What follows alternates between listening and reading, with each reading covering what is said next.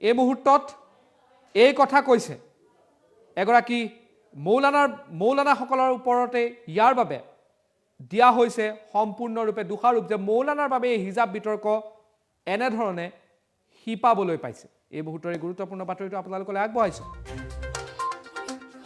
নাজনীন আনসাৰীয়ে হিজাব বিতৰ্কক লৈ ইতিমধ্যে মৌলানাসকলক দোষাৰোপ কৰিছে। মুছলিম ওমেন ফাউণ্ডেশ্যনৰ ৰাষ্ট্ৰীয় নেত্ৰী নাজনীন আনসাৰী একাংশ মৌলানাৰ বাবে বনজুইৰ দৰে বিয়পিছে হিজাব বিতৰ্ক। ইংৰাজী মাধ্যমৰ বিদ্যালয়লৈ মুছলমান ছাত্ৰীয়ে আঁঠুৰ ওপৰত স্কাৰ্ট পিন্ধি যায়, এয়াও মন্তব্য কৰিছে। হিজাবক লৈ প্ৰিয়ংকা গান্ধীৰ মন্তব্যকো তীব্ৰ প্ৰত্যুত্তৰ। উভতি ধৰিছে বিশাল ভাৰত সংস্থাৰ মহাসচিব অৰ্চনা ভাৰতবংশীয়ে। হিজাবক লৈ প্ৰিয়ংকা গান্ধীৰ মন্তব্যকো এক ৰাজনৈতিক ষ্টাণ্ট আখ্যা। মুছলমান মহিলাসকলক কেৱল ৰাজনীতিৰ মেৰ পাছত বন্দী কৰাৰ অভিযোগ অনা হৈছে।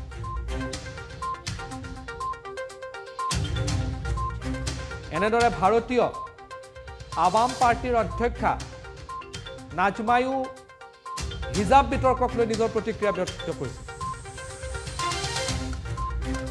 হিজাবক লৈ বিতৰ্ক কৰা সকলে মুছলমান মহিলাৰ শিক্ষাৰ কথা কেতিয়াও নকয়।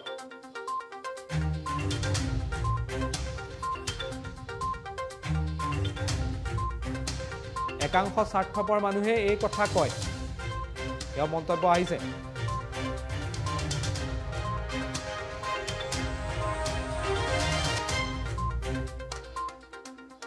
নাজনীন আনসাৰীৰ মন্তব্য আহিছে হিজাব বিতৰ্কক লৈ। প্ৰিয়ংকা গান্ধীৰ মন্তব্যকো সমালোচনা কৰা হৈছে, ৰাজনৈতিক ষ্টাণ্ট আখ্যা দিয়া হৈছে।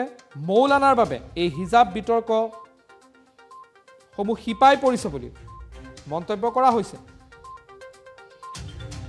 মুছলিম মহিলাৰ শিক্ষাৰ কথা নকয় বুলিও একাংশই অভিযোগ উত্থাপন কৰিছে।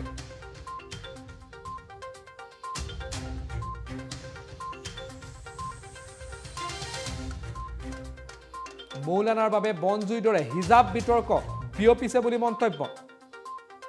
ইংৰাজী মাধ্যমৰ বিদ্যালয়ৰ প্ৰসংগ অনা হৈছে। তাত সেই বিদ্যালয়সমূহত যি তেওঁলোকৰ পোছাক থাকে, যি ইউনিফৰ্ম থাকে, সেই ইউনিফৰ্মৰ প্ৰসংগ কোৱা হৈছে। সেই ইউনিফৰ্মসমূহ মুছলমানসকলেও পিন্ধে। হিজাবক লৈ প্ৰিয়ংকা গান্ধীৰ যি মন্তব্য আছে সেই মন্তব্যকো তীব্ৰ সমালোচনা। ৰাজনৈতিক ষ্টাণ্ট আখ্যা দিয়া হৈছে প্ৰিয়ংকা গান্ধীৰ মন্তব্যক।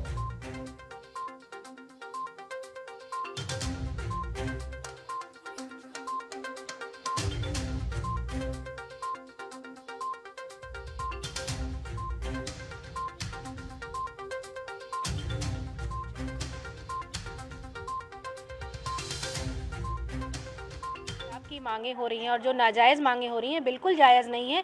ये बेटियों को, उस कौम की बेटियों को पीछे ढकेलने की साजिश हो रही है जो मुल्ला और मौलवियों द्वारा की जा रही है। इसकी हम लोग घोर निंदा करते हैं और उस समाज की बेटियों से ये अपील करते हैं कि ये आपके खिलाफ षड्यंत्र रचा जा रहा है, आप जागिए। हिंदू समाज में भी सती प्रथा थी, बहुविवाह प्रथा थी, जो प्रथाएं गलत थी उसको त्याग दिया गया समय के साथ साथ। तो ये कोई ज़रूरी नहीं है कि आपकी जो प्रथाएं चली आ रही हैं आप उसको आगे तक ले जाइए। अगर वो प्रथा गलत है तो आप उसको त्यागिए। आप पुलिसिंग में, अगर पुलिस में जाएंगी, पुलिसिंग करेंगी तो क्या नकाब लगा के करेंगी? अगर आप चांद पर अपना पहला कदम रखेंगी तो क्या नकाब लगा के करेंगी?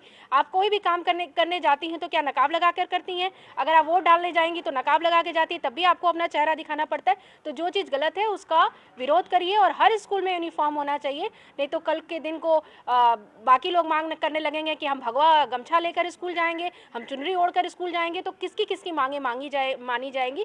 तो ये जो गलत बातों का इस समय चुनाव को देख के लोग समर्थन कर रहे हैं, अफवाह फैला रहे हैं, उससे सबको जागरूक होना चाहिए। और कर्नाटक की जिस बेटी ने हिजाब का समर्थन किया है, अगर आप उसकी पुरानी ज़िंदगी देखेंगे तो वो जीन्स पहनती है, टी शर्ट पहनती है, आराम से घूमती है।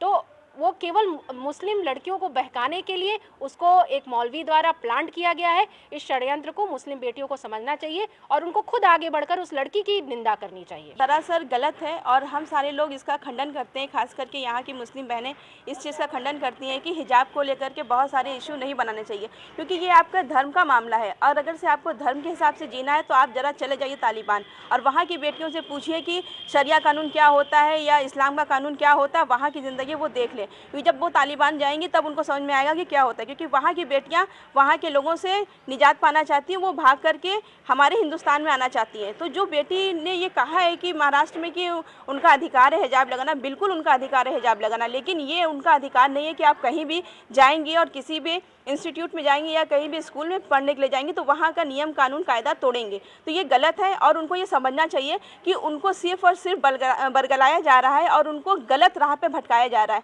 क्योंकि मुस्लिम बेटियों को भी आगे बढ़ने का, शिक्षा पाने का और समाज के साथ कंधे से कंधा मिला करके चलने का पूरा अधिकार है। जहाँ तक कुछ मौलाना इन बेटियों को भड़का रहे हैं और उनके ऊपर इनाम लगा रहे हैं, तो क्या वो 5 लाख से उनकी पूरी ज़िंदगी का गुजर बसर हो सकता है? क्या वो सिर्फ 5 लाख लेकर के अपनी पूरी ज़िंदगी का उनसे ठेका मांग सकती हैं कि हाँ हमको मोहर लगा कर देखिए हमारी ज़िंदगी पूरी सेफ हो जाएगी? तो ये उन बेटियों के लिए भी हमारी तरफ से बनारस की सारी मुस्लिम बेटियों की उनके लिए ये अपील है कि वो उनके बहकावे में ना आए और अपने उस कदम को पीछे ले लें और ये कहे कि नहीं हम बेटियों को समाज के साथ कंधे से कंधा मिला करके चलना है, पढ़ाई पूरी करनी है और अच्छी ज़िंदगी जीनी है, ना कि इन धर्म के बीच में फंस जाना है। क्योंकि धर्म के नाम पे हमेशा से हम लोगों को भड़काया जा रहा है और हमेशा से मुस्लिम बेटियों को गर्त में डाला जा रहा है। कभी निकाह के नाम पे, कभी तलाक के नाम पे, कभी हलाला के नाम पे, हर जगह उनका शोषण हो रहा है। तो इन सारे शोषण को रोकने के लिए हम बेटियों को जागरूक होना बहुत ज़रूरी है और समाज में अपनी एक पहचान बनानी है और इन सारे ढकोसलों को दूर रखना है कि हिजाब लगाना है कि क्या करना है, ये उनकी अपनी चॉइस है। कि आप जब पिकनिक मनाने जाती हैं लड़कियां, अभी जिस बच्ची को भड़काया गया है कि नकाब लगाना हमारा, हिजाब लगाना हमारा अधिकार है, तो वो बेटी का अभी 1 दिन पहले का फ़ोटो जारी हुआ है। वो बेटी जीन्स और टॉप पहन के घूम रही है, तो क्या उसको वहाँ पे लगाना ज़रूरी नहीं था? वहाँ भी लगा लेती नकाब। वो क्यों बिना नकाब के जीन्स और टॉप में घूम रही है? सिर्फ स्कूल के लिए उसको सारी चीज़ें करनी है? तो ये बहुत ही गलत है और इस चीज़ का हम ये सारे लोग खंडन करते हैं। देखिए, ये हिजाब विवाद जो है ये कट्टरपंथी मौलानाओं की सोच के साथ चलता है। ये मुस्लिम औरतों को एक तरह से यौन शोषण का एक मशीन समझते हैं, तो इसलिए उनको हिजाब में रखना चाहते हैं। अब समझिए कि 1236 में इल्तुतमिश की मृत्यु के बाद दिल्ली सल्तनत की गद्दी संभालने वाली रजिया सुल्ताना, जो आज पूरे दुनिया के मुसलमान लड़कियों के लिए एक आदर्श है, और पूरे दुनिया में पहली बार कोई लड़की अगर गद्दी पद बैठी पूरी दुनिया में तो रजिया सुल्ताना बैठी। लेकिन हिजाब नहीं पहनती थी, वो काला कोट पहनती थी, मर्दाना कोट पहनती थी, मर्दानी टोपी लगाती थी। तो हिजाब नहीं पहनने की वजह से मौलाना उसके अगेंस्ट हो गए और मौलानाओं ने गठबंधन करके उसके दुश्मनों से उसकी हत्या तक करा दी। तो ये हिजाब कंट्रोवर्सी तो मौलाना के साथ चलता है। इनको लगा कि सब कुछ ठीक ठाक है।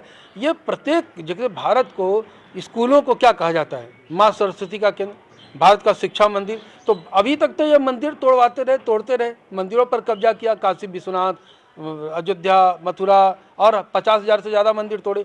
अब ये भारत के शिक्षा मंदिरों पर भी हिजाब के जरिए कब्जा करना चाहते हैं। इनकी मंशा भारत में शरिया कानून लागू करने की और दारुल हर्ब से दारुल इस्लाम बनाने की है। तो इसलिए इनका पुरजोर विरोध करना चाहिए। ये लड़कियों को इस्तेमाल कर रहे हैं और जिन लड़कियों का इन्होंने इस्तेमाल किया उनकी तस्वीरें आ चुकी हैं उस सोशल मीडिया पर। और वो हिजाब पहन करके स्कूल में क्यों भाई? हिजाब पहन के ईसाइयों के स्कूल में क्यों नहीं? हिजाब पहन करके मस्जिद में नमाज क्यों नहीं? हिजाब पहन करके बाकी काम क्यों नहीं? पुलिस में क्यों नहीं? हिजाब पहन करके सेना में क्यों नहीं? तुम्हारा धर्म केवल शिक्षा मंदिर में चलेगा क्या? तो ये नौटंकी है कट्टरपंथियों की। इनको करारा जवाब कर्नाटक की हिंदू बेटियों ने दे दिया है और देना भी चाहिए। ये इसी तरह से खत्म होगा। इनके जो ये कृत्य कर रहे हैं उनका कृत्य का जवाब देना पड़ेगा और आम जनता को देना पड़ेगा। ये इसका जवाब न सरकार के पास है न व्यक्तियों के पास है। और जो हिंदू बेटियाँ साफा पहन करके और भगवा साल ओढ़ करके वो गई थी, उनको जाना चाहिए। अगर जब तक ये हिजाब पहन के जाएंगी वो भी जाएंगी।